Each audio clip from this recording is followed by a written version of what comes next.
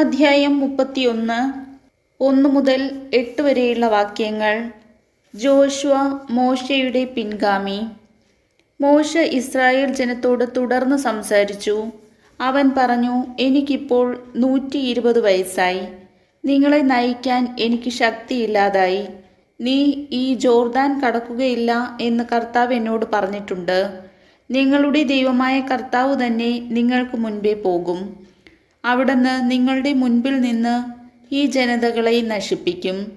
നിങ്ങൾ അവരുടെ ദേശം കൈവശമാക്കുകയും ചെയ്യും.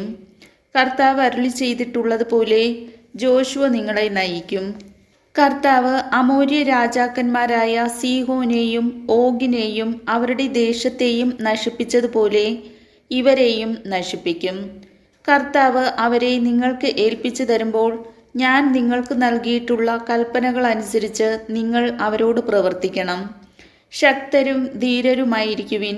ഭയപ്പെടേണ്ട. അവരെ പ്രതി പരിഭ്രമിക്കുകയും വേണ്ട.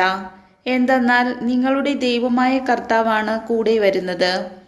അവിടുന്ന് നിങ്ങളെ നിരാശപ്പെടുത്തുകയോ പരിത്യജിക്കുകയോ ഇല്ല. അനന്തരം മോശ ജോഷുവയെ വിളിച്ച് എല്ലാവരുടെയും മുൻപിൽ വെച്ച് അവനോട് പറഞ്ഞു, ശക്തനും ധീരനുമായിരിക്കുക. കർത്താവ് ഈ ജനത്തിന് നൽകുമെന്ന് ഇവരുടെ പിതാക്കന്മാരോട് ശപഥം ചെയ്തിട്ടുള്ള ദേശം കൈവശമാക്കാൻ നീ ഇവരെ നയിക്കണം. കർത്താവാണ് നിന്റെ മുൻപിൽ പോകുന്നത്.